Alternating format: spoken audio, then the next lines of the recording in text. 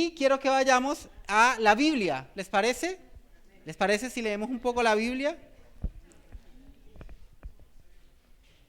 Vamos a ir a Josué. Bueno, ahí estamos nosotros. Y dame la siguiente, porque ahí no nos presentó mi esposa. Vamos a ir a Josué 24, el verso 14 y el verso 15. Este mes anterior estuve leyendo Josué y fue maravilloso. Y lo estuve leyendo y lo estuve escuchando. Ahí les paso esa cuña, porque como que uno entiende otras cosas cuando escucha que lo leen. Y lo estuve escuchando. Hay una aplicación en la cual se puede escuchar la Biblia bastante bien porque es como ilustrada, entonces le ponen música de fondo, pajaritos, gente hablando, y es muy interesante. Así que como que pude verlo desde otra perspectiva. El Señor fue muy bueno en esto. Así que leamos ahí en lo de la pantalla, amén. Josué 24, 14 al 15 dice: por lo tanto, teme al Señor y sírvelo con todo el corazón. Echa fuera para siempre los ídolos que tus antepasados adoraron cuando vivían del otro lado del río Éufrates y en Egipto.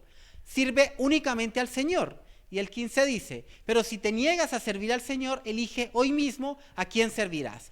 ¿Acaso optarás por los dioses que tus antepasados sirvieron del otro lado del Éufrates? ¿O preferirás a los dioses de los amorreos en cuya tierra ahora vives? Pero en cuanto a mí y a mi familia, nosotros serviremos al Señor. Me encanta esa frase. Amén. ¿Alguien acá tiene abuelos? ¿Alguien acá es abuelo? Dame la siguiente diapo, porfa. ¿Habrá alguien más malcriador que un abuelo? Básicamente están hechos para eso los abuelos, ¿no? Para ser malcriadores. Las abuelas nos cocinan cosas ricas. Cosa que jamás le cocinaron a los hijos, ¿no? Porque no se tenía que comer la verdura a la mala. Pero las abuelas, si el niño quiere papas fritas tiene el niño. Y si quiere el huevito cocinado, y si no quiere huevito, no come huevito. Si quiere vianesa tiene el niño, ¿cierto? Así son los abuelos. Tú no puedes decir, la prédica se llama ¿y ahora qué? Dame la siguiente, porfa. ¿Qué otra cosa podemos decir de los abuelos? Nos pasan platita, ¿no? Me encantaba mi abuelo que hacía eso. Nos pasaba platita así a escondidas. Y las abuelas cocinan y los abuelos, aparte de ser porfiados para ir al médico, son buenos para contar historias, ¿verdad? Y estas historias que tienen están cargadas de emocionalidad y de experiencia. Porque, y esto es un fenómeno antropológico, y es que cuando uno tiene una edad avanzada, se dedica a contar historias y a dar experiencias, y esto se da con la intención de que las personas que vienen atrás es casi como sobrevivencia, ¿no? Como que no cometan los mismos errores que cometieron. Y así como sociedad además hemos evolucionado. La forma en que la ciencia ha evolucionado es porque alguien cometió un error acá, luego lo contó y dijo, ¿sabe qué? Así no se hace. Y entonces vamos para otro lado y hemos ido avanzando muchísimo en la ciencia, en la tecnología, gracias a las historias que se han contado. Yo tengo mi abuelo Josué, no Josué, el que leímos, sino que mi abuelo también se llamaba Josué. Y mi abuelo Josué murió hace un par de años y él le encantaba contar historias. Las repetía una y otra vez, además, porque después repetía las mismas historias. Él fue un hombre de campo. Entonces él siempre hablaba de la tierra, de los tiempos en que había que cosechar. De repente yo miro la luna y le digo a la Cata, estamos en menguante, hoy no se podrían sembrar porotos. Entonces la Cata me dice, ¿usted por qué dice eso? Y yo digo, porque mi abuelo decía eso, y yo le creo. Y él contaba sus historias de cuándo tocaba sembrar, de cuándo no, de cuándo tocaba ir a cazar, de que cuando la luna estaba muy grande los animales no salían, porque esa fue su vida y fue la experiencia que él quiso entregar. Se la entregó a sus hijos, a sus nietos, a sus bisnietos. Tuvo tataranietos que alguna historia le contaba, pero estaba muy chiquito y no le alcanzaba a entender lo que el abuelo contaba. Y así son las personas que tienen experiencia y que llegan a cierta edad, ¿verdad? Esto que leímos anteriormente lo leyó Josué, o sea, lo hizo Josué. Estuvimos leyendo unos versos del capítulo 24 del libro de Josué. Y Josué está en una reunión.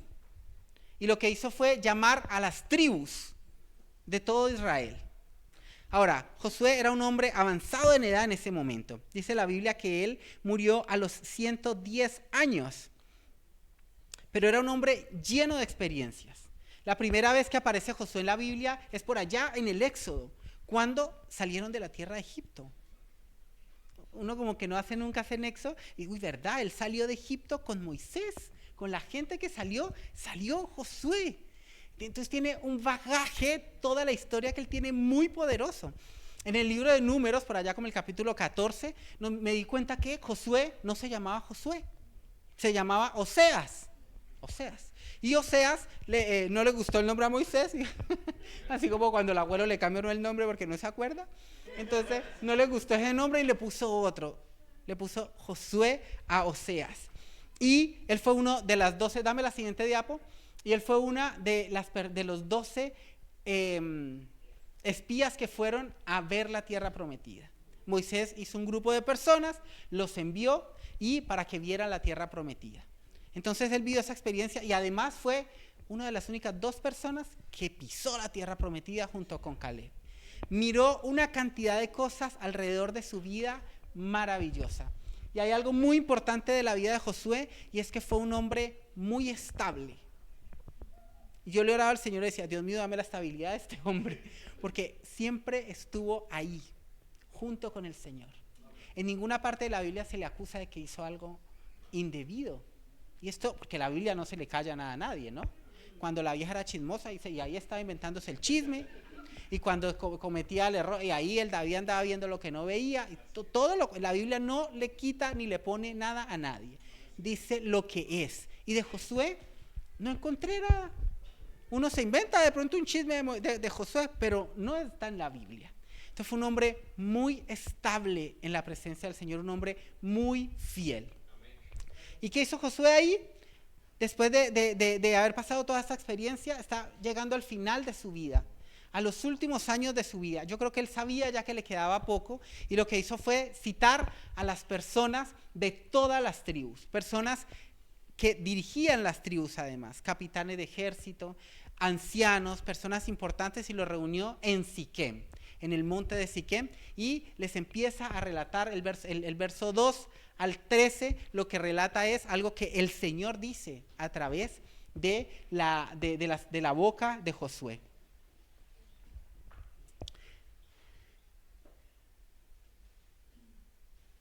Les dice y les recuerda a estas personas que en ese momento estaban allí, que todas eran mucho más jóvenes que él, porque como les dije anteriormente, él fue el único que pasó de esta generación hacia allá con Caleb.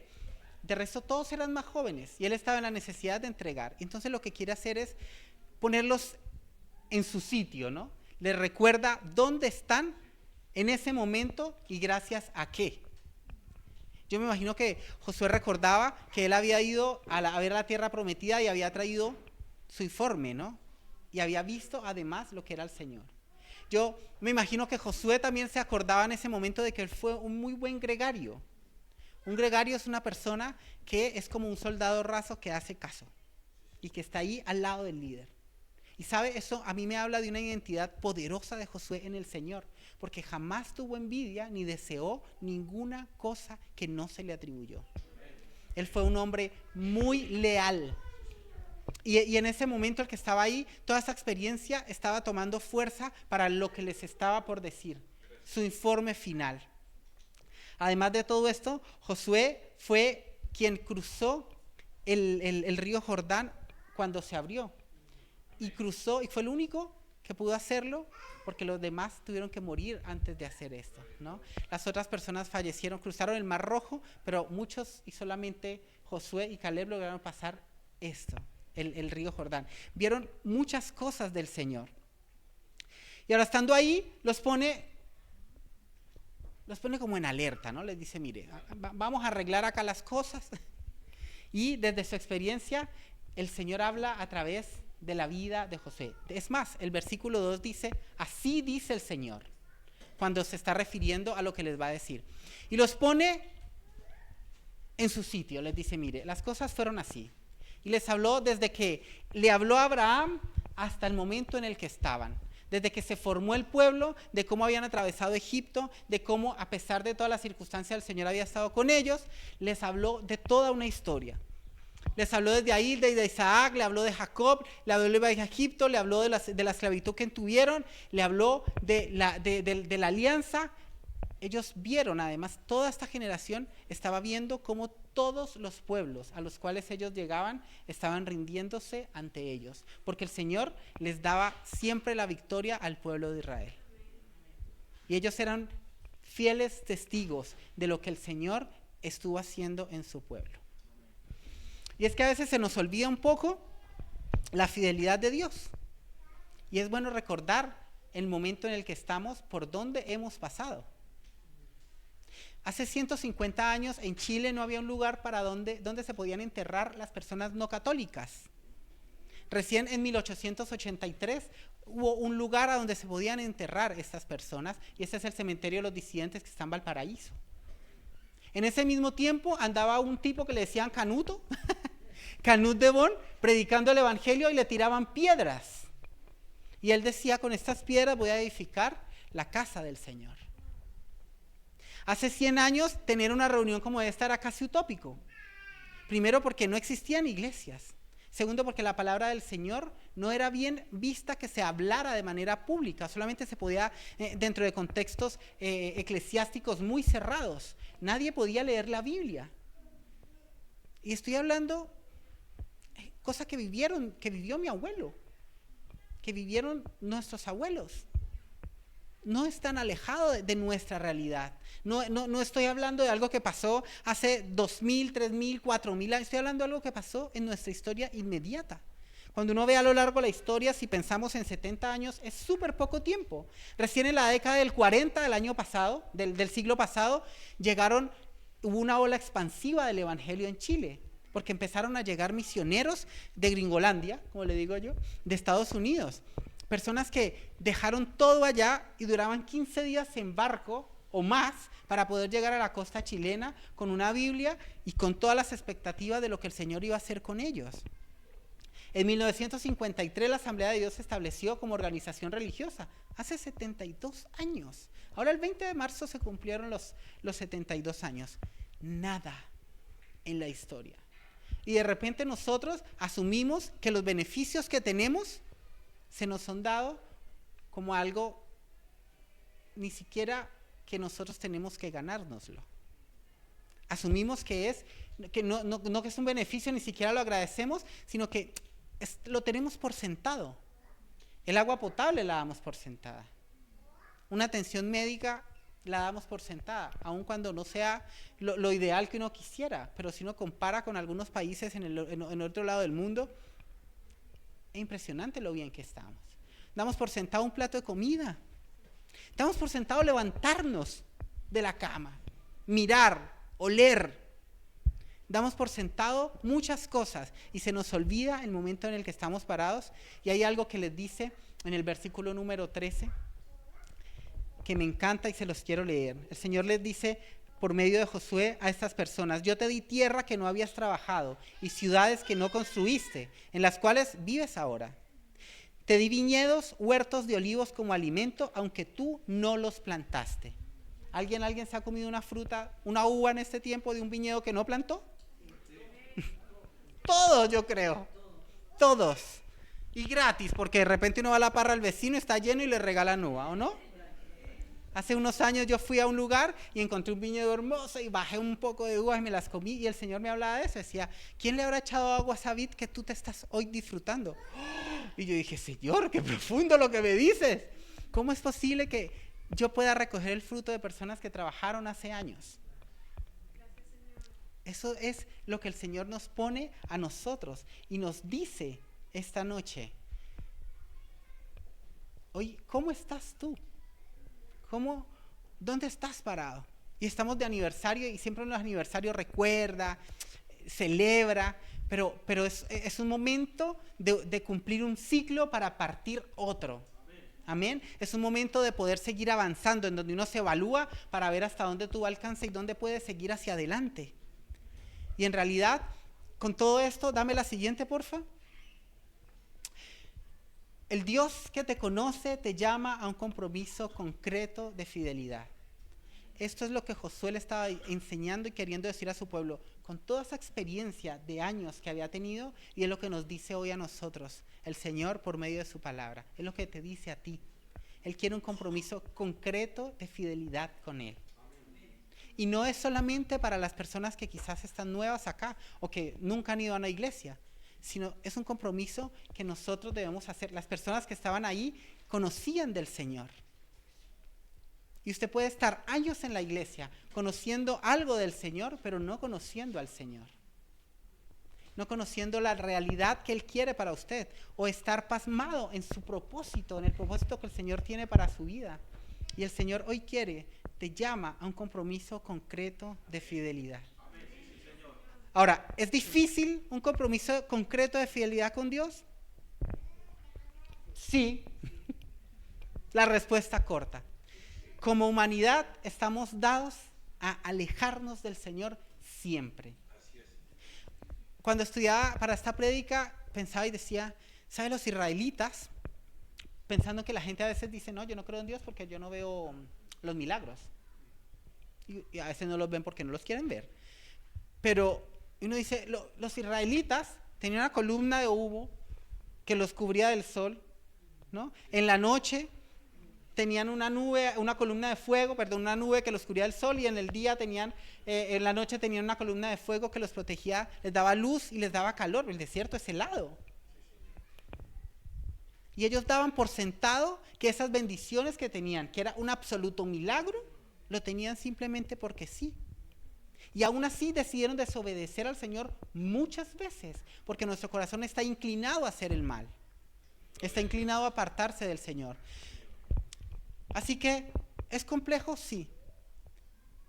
Pero si el Señor, conociendo nuestro corazón, que está inclinado a no acercarnos a Él, aún insiste en nuestra vida, aún insiste en el propósito contigo, aún insiste en trabajar contigo, sin importar el momento, ni la edad, ni el proceso por el cual estés viviendo, es porque Él sabe que puede hacer algo maravilloso contigo. Y no se trata de tus fuerzas. Amén. Él no quiere un compromiso de fidelidad, no quiere que tú generes un compromiso de fidelidad con Él sin saber la capacidad que tú tienes de hacerlo. Él está seguro de que tú puedes hacerlo. Amén. Dame la siguiente. A mí me gustan las cosas prácticas. Yo soy un tipo medio cuadrado. Solo un poco.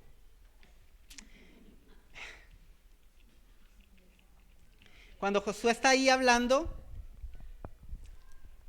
está en su discurso final. Y nada más sincero y más importante que las palabras que se dicen al final de la vida. Yo soy enfermero, yo trabajo en una unidad de cuidado intensivo y he visto tantas últimas palabras que usted ni siquiera se logra imaginar. Y he tenido la oportunidad de decir últimas palabras a mis pacientes. Y ha sido algo maravilloso que el Señor me ha permitido, porque he podido darles paz en medio de su angustia. No yo, ¿no? El Señor. A través de que yo estoy ahí y les digo, mira, aquí no, si no hay nada más que hacer, oremos. ¿Quiere orar? Sí, oremos. Y oramos con ellos. No hay un momento más específico en el que usted tiene la vulnerabilidad tal y tiene todo lo que usted quiere entregar, que en un momento de final de vida. Y cuando esto se suma, como Josué lo está diciendo, con toda esa experiencia y con la realidad que había sido la vida de Josué con el Señor, toma más experiencia. Y ¿sabe? Lo primero que yo veo ahí es que el Señor nos dice a nosotros que tenemos que responder a su llamado. Josué le dice al pueblo, responde al llamado. Dice en el verso 14, la primera parte en NTV, por lo tanto, teme al Señor y sírvelo de todo corazón. Pero en la Reina Valera dice, ahora pues, temed a Jehová y servidle con integridad y en verdad. Cuando el Señor hace un llamado, como se lo hizo a estas personas que estaban en este discurso, que además fue en Siquem, un lugar donde el Señor le prometió a Abraham que le iba a dar la tierra, y ellos estaban viendo la fidelidad del Señor cumplida en ese mismo momento. Gloria a Dios. El Señor no nos habla desde un supuesto. Nunca nos vamos a poder enfrentar al Señor y perderle en un argumento. El otro día le decía yo a una amiga, yo ya entré a negociar con Dios. Yo sé que voy a perder, pero entré ahí a la discusión y entré a negociar. Y era una forma de chiste, porque el Señor es maravilloso y tiene la última palabra siempre y quiere lo mejor para nosotros además. Cuando acá dice, ahora pues, temed a Jehová, es porque de esta parte del Señor ya está dado todo. Sí, Señor. Todo está dispuesto para que el Señor haga el propósito de Él con nuestra vida. Sí, Señor. Y lo que Él quiere es que respondamos al llamado que tenemos con Él. Hoy que cumplimos un año acá en la iglesia, ¿cómo está nuestro compromiso con Dios? No me conteste. No es necesario, es algo para que usted lo converse con usted mismo.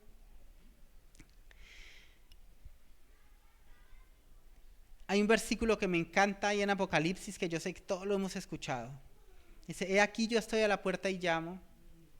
Si alguno oye mi voz, abre la puerta, entraré a él y cenaré con él y él conmigo. El corazón de nuestro Señor, a mí me costaba entender, o me cuesta muchas cosas entender de Dios. Sin embargo, con la paternidad se me han despertado algunas cosas que el Señor me ha hablado. Muchas. Y una de las cosas es, cuando el Señor nos habla de responder a su llamado, es porque Él sabe lo que está haciendo con nosotros. Entonces, Elena va al cajón de la cocina, que tiene prohibido entrar, ¿no? Y empieza a cerrarlo y abrirlo, ¿no? Porque es súper entretenido para ella. Y lo tira y lo jala. Elena, te vas a apretar los dedos. Y ella le da. ¿Y qué pasa? Se apretan los dedos. Y yo digo, el Señor hace eso con nosotros. Nos dice, no se vaya por allá, porque por ahí no es, amigo. Se va a estrellar. ¿Y uno qué hace? Se va y se estrella. Cuando el Señor nos advierte de algo, nos dice de algo, no es que en su prohibición Él quiera nuestro mal, y lo que esté diciendo es que nos va a atacar por haber hecho algo malo o por no hacerle caso, sino que es consecuencia de nuestros actos. Responder al llamado del Señor es escucharlo sabiendo que Él es un Padre amoroso, que tiene todo preparado para nosotros. Amén. Dame la siguiente, porfa. No, huye de la idolatría. Yo decía, la idolatría, como que en este tiempo se habla poco de eso. Antiguamente, se me va a caer el carné, pero hace varios años atrás, hace unos meses, como 400, cuando yo estaba pequeño y iba a la iglesia, se hablaba mucho de la idolatría. En Colombia se habla mucho del contexto de idolatría en otro ámbito, y me llama mucho la atención por los versos, ¿no? En el verso 14 y en el 15 repite casi lo mismo. Y dice en el verso 14, echa fuera para siempre los ídolos de tus antepasados, que tus antepasados adoraron cuando vivían del otro lado del río Éufrates y en Egipto. Y en el 15, en la parte B, dice, ¿acaso optarás por los dioses de tus antepasados, por los dioses que tus antepasados sirvieron al otro lado del Éufrates? ¿O preferirás a los dioses de los amorreos en cuya tierra ahora vives? Habla de dioses de el Éufrates, del otro lado del río del Éufrates, de Egipto, y abajo dice los amorreos. 3 tipos de dioses. Entonces yo me puse un poco ñoño a estudiar sobre eso. Y los dioses del Éufrates son los dioses de Ur de los Caldeos, de Mesopotamia, desde Abraham. Estamos hablando hartos años después. ¿Y qué eran esos dioses? Dioses de tipo astrológico. De que hablaban de la naturaleza, eran dioses de madera, dioses de piedra. ¿Será muy alejado de nuestra realidad actual? Hay gente que cree que las piedras te dan energía y necesitan la bondad de una piedra para continuar su vida. Así es. Yo lo veo muy seguido y me cuesta pensar un poco de eso. Los dioses de Egipto se asocian a dioses de la naturaleza, la fertilidad y el poder político. Dioses en los cuales ellos estuvieron sometidos mucho tiempo. Su influencia, más de 400 años. Estamos hablando de Ra, Osiris, Horus, que hablan del poder y el control humano. Esta dependencia del materialismo. A eso era que se representaban esos dioses. ¿Estaremos alejados en este tiempo del materialismo? No estamos inventando la piedra. En ese momento se llamaba Ra, ahora se puede llamar una marca de teléfono. Estamos tan pegados al materialismo que lo volvemos un dios. Amén. Y los dioses cananeos eran Astarte, Baal, Moloc, que representaban la adoración sensorial y la sensualidad. Moloc hablaba del sacrificio de los niños. Mataban a los niños. ¿Estaremos alejados de eso en este tiempo? No, Señor. Pasa en TNT, pasa en la vida real. Pasaba en el tiempo en el que estaban ahí en Siquem, estas personas, hace 3.500 años, y pasa ahora. Porque la palabra del Señor es para todos los tiempos. Y ahí es donde vemos la fidelidad de Dios en su palabra. Esos dioses que aparecen del pasado los podemos ver en el exitismo profesional, en la riqueza, la necesidad de riqueza excesiva, ¿no? En la fama, en el estatus, en el alcohol, en los placeres sexuales que nos esclavizan, la dependencia de la tecnología, la dependencia de las redes sociales. Todo aquello que te quite el primer lugar de Dios en tu vida es un Dios. Entonces, cuando acá hablamos de huye de la idolatría, no estamos hablando de un tema del pasado. Es algo que tú puedes tener en el presente. Y les está hablando a personas que además él conoce. Josué no le está hablando a gente que no conoce. Él sabe dónde les aprieta el zapato. Porque él ha vivido desde que salieron de Egipto todas las veces que ellos se resbalan y caían en un becerro de oro, ¿no? En una olla con cosas, ¿no? Y saben la tendencia que tenían. Y por eso les habla tan específicamente en este tema. El capítulo completo hasta el 13 habla el Señor y el 14 y el 15 habla Josué. Específicamente dice, echa fuera para siempre los ídolos. Es un consejo que está dando un hombre con toda la experiencia posible. Amén. Y la última, toma decisiones firmes. La parte B de Josué, que es esta parte que todos en algún momento hemos leído y nos encanta, dice, pero en cuanto a mí y a mi familia, nosotros serviremos al Señor.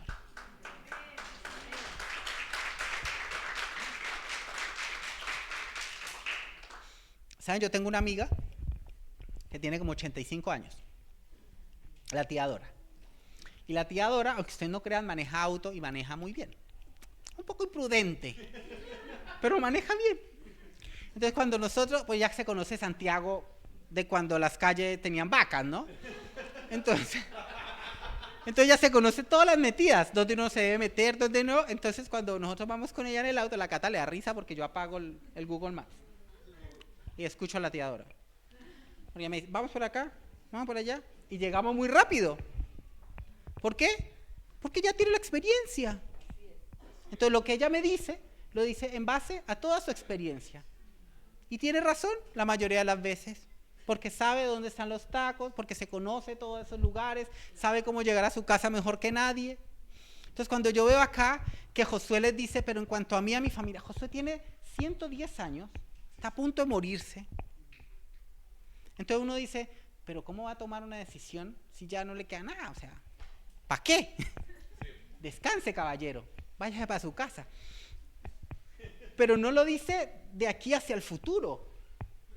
Él lo dice porque él es una figura de autoridad y una figura de ejemplo en la cual él dice, pero yo y mi casa serviremos al Señor. Gloria a Dios. Desde toda la riqueza, desde su experiencia. ¿Para qué? Para que esas personas que están ahí al frente se paren en los hombros de él y continúen hacia adelante. Porque él nunca fue un hombre egoísta, porque jamás se guardó la experiencia, porque así fue como fue un hombre leal y fiel a sus líderes y a las personas que sirvió. Y luego él como líder estaba muerto de miedo además cuando empezó su liderazgo. Fue un hombre tan real, tan bueno, tan sano, que lo que él le está enseñando al final de su vida a las personas, lo último que dice es, yo en mi casa serviremos al Señor. Habla de una firmeza, pero no una firmeza que él pretende tener, sino habla de una firmeza que tuvo desde que era niño y pudo amar al Señor con todo su corazón. Y pudo seguirlo aun cuando tenía miedo. Y pudo ir cuando vio que las cosas no estaban yendo bien. Y pudo corregir las cosas cuando no estaban yendo bien. Y supo escuchar. Y por eso el Señor hoy nos dice, tomemos decisiones firmes. No sé ustedes, pero a mí el Señor me habla con el ejemplo de vida que tuvo este hombre. Me habla profundamente de un hombre con un estoicismo, con una singularidad. Era un hombre real, ¿no? Una persona leal, una persona que sabía lo que estaba hablando, una persona que escuchaba al Señor, que tenía claridad de lo que estaba haciendo.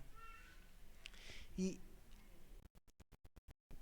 me inspira además el hecho de aspirar un día a cuando esté viejo contar historias maravillosas y decir, mire, lo más importante que tú puedes hacer es seguir al Señor. Y cuando uno habla con los abuelos, a veces están libres de tantas ataduras. Los últimos años de mi abuelo fueron maravillosos. Y él decía, no pelee por cosas que no necesita. Y era peleón el viejo. Ya con toda su experiencia sabía que no había ganado nada peleando. No se mezclaba en discusiones. Cuando se agarraba a la familia a pelear, él se hacía el sordo. Se hacía porque escuchaba bien, ¿eh? Y sabía dónde estaba. Tenía claro sus cuentas. Sabía quién le había prestado plata. Tenía todo calculado. Pero él en ese momento fingía demencia para no meterse en problemas. Y el Señor hoy nos habla de que en base a la experiencia, lo más importante que está es reconocer la fidelidad del Señor. Esa que hoy nos tiene un año acá en la iglesia. Esa que lo tiene usted hoy con vida. Estoy seguro que si hablo con ustedes, todos van a tener un milagro que contarme. Esa donde el Señor nos ha cuidado de maneras que uno ni siquiera sabía que el Señor lo podía cuidar. Cosas que nos enteraremos en el cielo, de las cosas que el Señor nos guardó. Quiero que nos pongamos en pie. Quiero que oremos.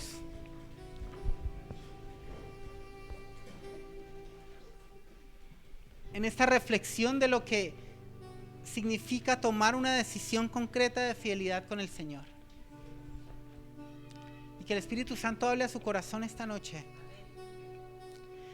Y que usted pueda darse cuenta en su historia de vida inmediata, familiar y en su pasado, cómo el Señor ha hecho todo para cuidarlo y para demostrarle su amor. Aun cuando nosotros nos neguemos a ver sus milagros. Uno muchas veces se puede rebelar con el Señor y hacer oídos sordos, ojos ciegos a lo que Él está haciendo. Pero los hechos son reales, palpables.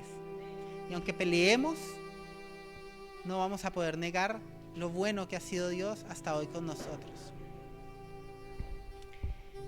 Y los más grandes que tienen nietos, poder decirle esto a sus nietos. Así ustedes crean que ellos no los están escuchando. Los que estamos en edad de que tenemos hijos, decírselo a nuestros hijos. Y los pequeños que puedan escuchar y tener la experiencia y no pasar malas circunstancias ni malas cosas a causa de no atender la experiencia de los viejos. En Colombia hay un dicho que dice, el que no oye consejo no llega viejo.